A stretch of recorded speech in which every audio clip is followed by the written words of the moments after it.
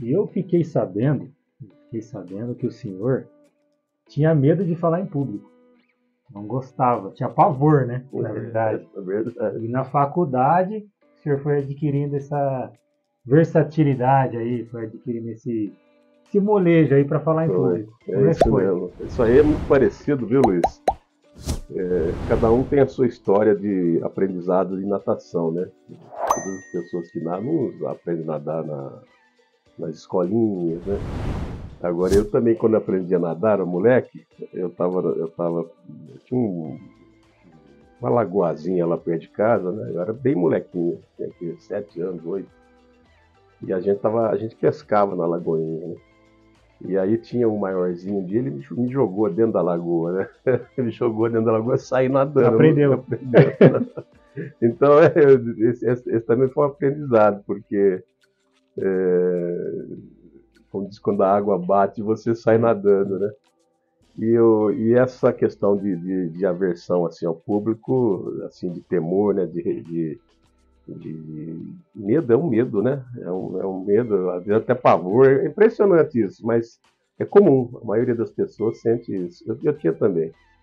Já era na faculdade. E aí nós tivemos que fazer um trabalho. Aliás, foi um trabalho assim que me marcou muito, né? O trabalho foi uma das grandes coisas que eu fiz na faculdade. Ele foi sobre a propaganda nazista, né? E aliás, hoje tá em moda, né? Sei. Por coincidência está em moda, o tema está em moda. A propaganda nazista na Segunda Guerra Mundial, né? Então foi muita pesquisa, um trabalho árduo, muito bom o trabalho saiu. E a minha equipe era uma equipe grande, porque como o trabalho era extenso, né? Nós tínhamos mais de 100 alunos na sala. E eram equipes de 10 pessoas, 12, né? Equipes grandes. A minha equipe também era grande, acho que era 10, 12. E aí nós montamos o trabalho, fizemos um audiovisual, pesquisadinho, né? Todo, né? Extraímos, né? Toda a influência da propaganda que originou aquele convencimento, aquela persuasão do povo alemão na Segunda Guerra Mundial, etc. Porque o Holocausto, a gente bateu muito no Holocausto, né? Aquela perseguição aos judeus. Foi um trabalho bem consistente. E aí tinha que apresentar, cara. Apresentar. E quem que queria apresentar? É, todo mundo tinha muitos bons operários, né? Muita gente para fazer a parte logística e tal, até pesquisa, mas aí lá enfrentar o.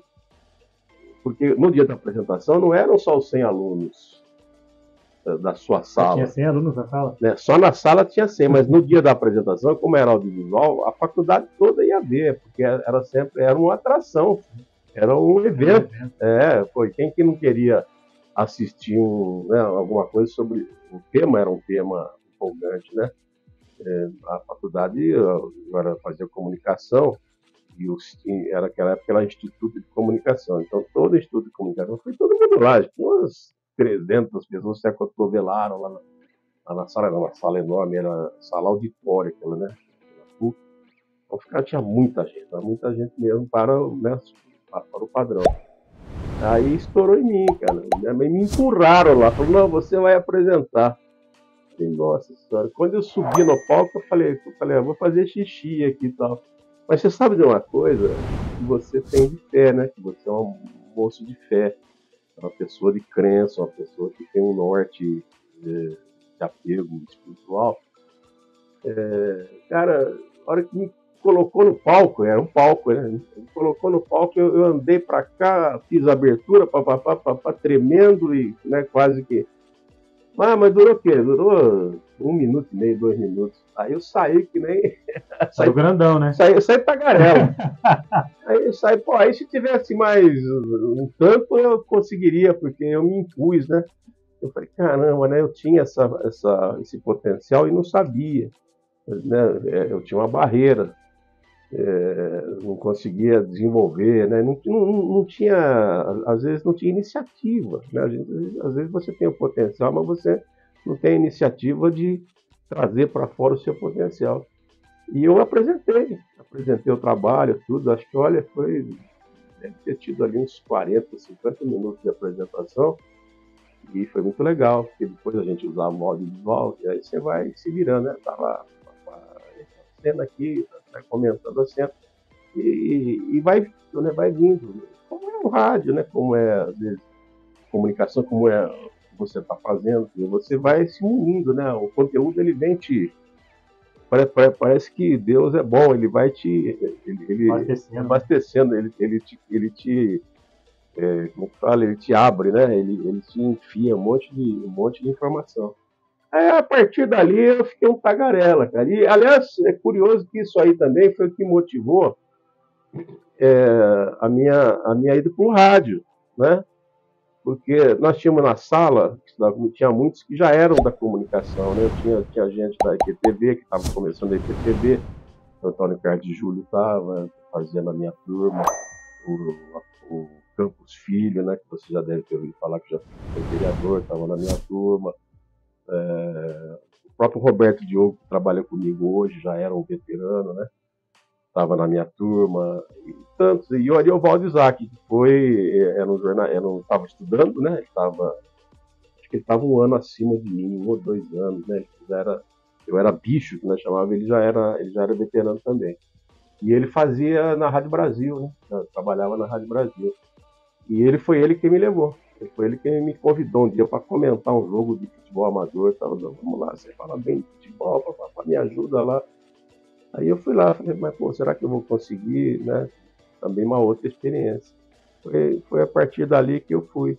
Eu fui e quando eu pus o fone de ouvido, vi o jogo, comecei a falar, eu achei legal de falar e ouvir, né?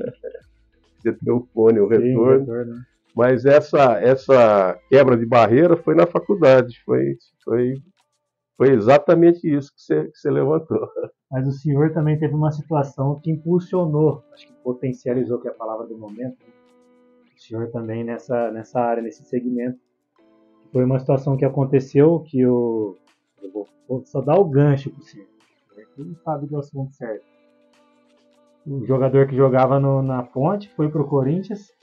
O senhor foi assistir o treino da Ponte Preta. O senhor viu uma situação ali que o senhor teve um feeling já de jornalista. Você viu uma situação de um repórter entrevistando torcedores e ele queria uma coisa deles e eles não estavam entregando. Aí o senhor com aquele feeling já, falei, não, peraí, eu vou mostrar para ele o que ele quer. Aí o senhor foi, como é que foi que aconteceu? Isso aqui, esta é a sua vida, né? É arquivo confidencial. Não, é exatamente isso. Isso foi outro fato que também me impulsionou. Isso, eu acho que isso aí, você tem razão. Foi assim a mola, né? E a partir dali eu me achei, né? Falei, pô, eu sou capaz de fazer, né? Eu estava num treino da Ponte, de fato. Ia jogar no domingo, Corinthians e Ponte. Ele já tinha jogado as finais lá, né? Aquela epopeia de 1977. Já tinha sido decidido. E houve o fato do Rui Rei, né? O Rui Rei foi expulso, toda aquela polêmica que o mundo inteiro sabe como aconteceu. E aí, como eu estava no campo da Ponte de manhã, um sábado, eles estavam fazendo um recreativo para o jogo, para enfrentar o Corinthians no domingo. E aliás, o Rui Rei. E o Rui Rei, naquele inteirinho, quando terminou o Campeonato Paulista, demorou um tempinho ali, ele foi contratado pelo Corinthians, né? E aquilo ficou, pô, né? Será que estava comprado? Enfim, né? Trouxe à tona toda a situação novamente. E veio